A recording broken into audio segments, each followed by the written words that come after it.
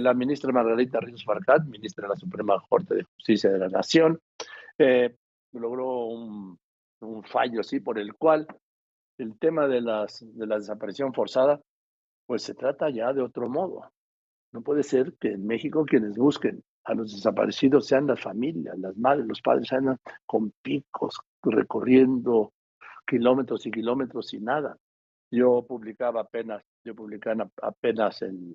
antes de ayer, sí, el tema de los desaparecidos.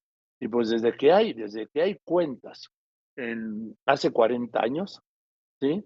Estamos hablando de un total, le voy a decir exactamente, de un total de 104,000 desaparecidos. Le doy estos datos. Con Vicente Fox, 801. Con Felipe Calderón, 16,763. Con Enrique Peña Nieto se disparó a 53,000. Y en lo que va de este gobierno del presidente López Obrador van 32,326. Margarita, ¿cómo estás? Gracias, buenas tardes por contestarme, señora ministra.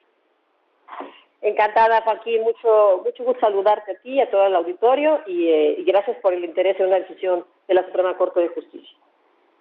No, pues cómo no, si es que es una vergüenza, es penoso, no sé en otros países, pero a mí me importa lo que pasa en México en primer lugar, luego ya veo lo demás, ¿sí?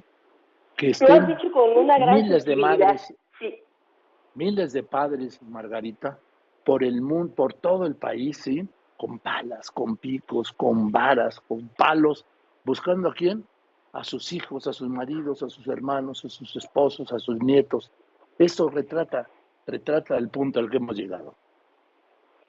Fíjate que en la sentencia precisamente reflejamos que la primera sala no es ajena a ese dolor, que además equivale a tortura, porque además de que no encuentras a una persona que quieres, que amas, que de repente no sabes dónde está, ni siquiera puedes confiar en las autoridades para buscarla. ¿Por qué? Porque el principio de desaparición forzada implica que presuntamente es que participó el Estado de alguna manera, o obviamente elementos del Estado, justamente en esa desaparición. Entonces, imagínate, no nada más no lo encuentras, imagínate el dolor, la desconfianza.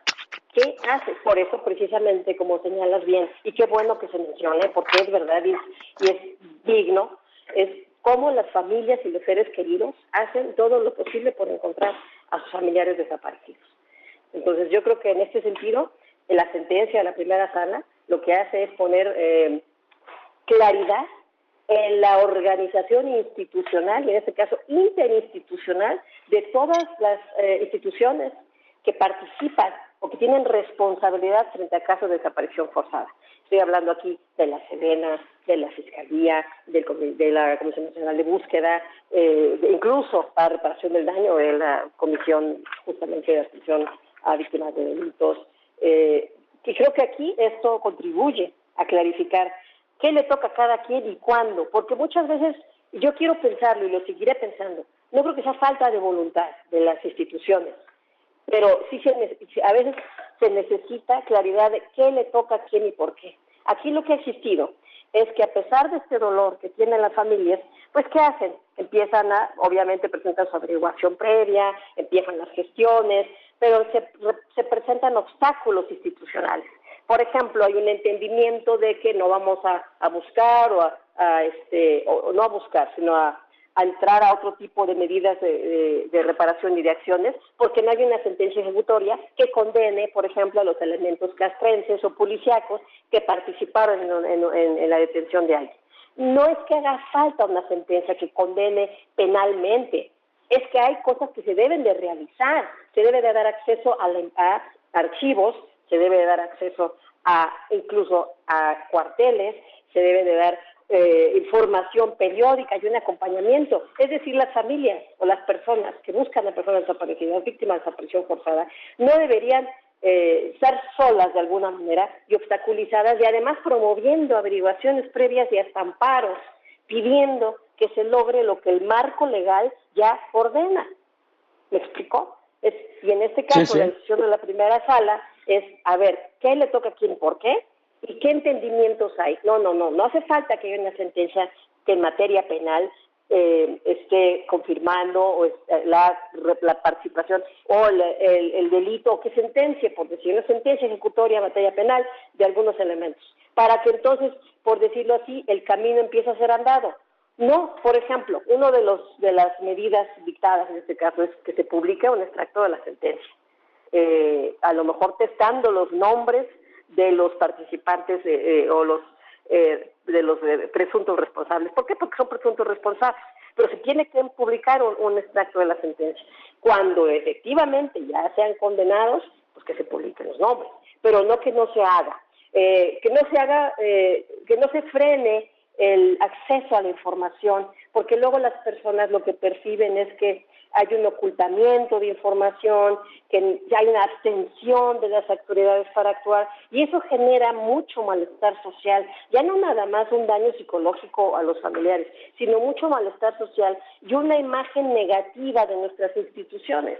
Entonces yo creo que la decisión de la primera sala de ayer no nada más abona a facilitar o allanar el camino para que las reglas sean claras para las personas que buscan a sus desaparecidos, Bien. Sino que además entiendo yo que fortalece a las instituciones, porque la medida de que las instituciones tengan claridad y puedan separar a los malos elementos, serán mejores instituciones. Ahora, después de este fallo, ¿qué pasa? ¿Cuál es la diferencia a la situación anterior? Bueno, aquí hay cosas muy concretas que deben ser llevadas a cabo y hay tiempos. Por ejemplo, lo que debe suceder es que se le dé acceso a las personas acompañadas de un comité de búsqueda a los cuarteles si es necesario, a los archivos si es necesario, que se esté publicando de manera regular los avances en la investigación por parte de la Fiscalía, que la Fiscalía solicite a la Comisión Nacional de Búsqueda justamente la creación de este comité, que este comité no es una cuestión burocrática, es un comité de acompañamiento, de expertos, que acompañen, que asesoren y que puedan validar, que consigan toda la información posible de todas estas instancias, que se le dé todas esas facilidades de acceso a la información, de acceso a los lugares físicos, para poder encontrar a las personas y poder definir una estrategia de acción de qué más falta por investigar, que una evidencia vaya llevando a otra y a otra hasta encontrar a las personas, dar con el paradero de ellas. Entonces, lo que debe seguir, porque la Suprema Corte da plazos fijos en su sentencia, pues es que hay plazos de 30 días, por ejemplo, para conformar ese comité. Claro, dependerá del momento que envíe la solicitud la Fiscalía.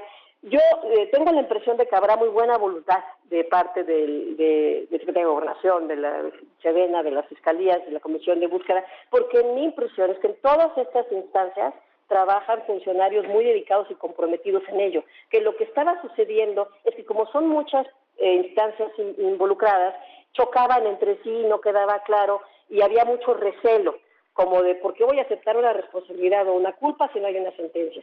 No, dejemos claro, lo que hay que hacer es la puerta abierta para que puedan entrar efectivamente los mecanismos diseñados por la Constitución y por las diversas leyes que los prevén a investigar qué pasó con las personas, independientemente de que se esté siguiendo procedimiento penal. Entonces, ese es el acompañamiento armonizado que hay que hacer. Y es el mandato de la Corte, es a que las instituciones, con toda la fuerza del Estado que poseen y con toda la sensibilidad que poseen para respecto a las familias que están sufriendo, logren resultados. Es decir, para decirlo llanamente, veamos el cómo sí y no el cómo no. Bien. Pues Margarita, muchas gracias. Ojalá esto funcione, le hagan caso a la Corte y ya ves que ahora... Nada más te puedo hacer una pregunta. ¿Tienes alguna opinión sobre el anunciado acuerdo o decreto del presidente López Obrador para insertar a la Guardia Nacional en la Secretaría de la Defensa Nacional, independientemente de que esto lo impide la Constitución General de los Estados Unidos Mexicanos, la Constitución Política de los Estados Unidos Mexicanos, a menos que haya una reforma aprobada en el Congreso? Mira, como tú sabes, nosotros tenemos en la Corte, pendiente ya por inminente de discusión, el análisis constitucional de la Ley de la Guardia Nacional y además una evaluación de un acuerdo sobre disposición de Fuerzas Armadas para casos específicos. Este acuerdo es bien distinto de este otro que mencionas, es muy diferente. Entonces, dado que vamos a discutir ese y el otro, todavía no lo tenemos aquí, pues no hay manera que yo pudiera adelantar un criterio porque habría que conocer los informes y todo ese tipo de cuestiones. Yo comprendo la preocupación y el interés tuyo, que es el interés de la audiencia, y en ese sentido mi única recomendación sería: vamos a tomar las cosas con calma, vamos a analizar con toda seriedad y sensibilidad, porque la decisión de ayer, por ejemplo, es una muestra de la independencia y fortaleza de la Corte, y vamos a avanzar poco a poco. Y encantada en un momento dado, si quieres, volver a platicar del tema. Sí. Bueno, te lo planteo de un modo general.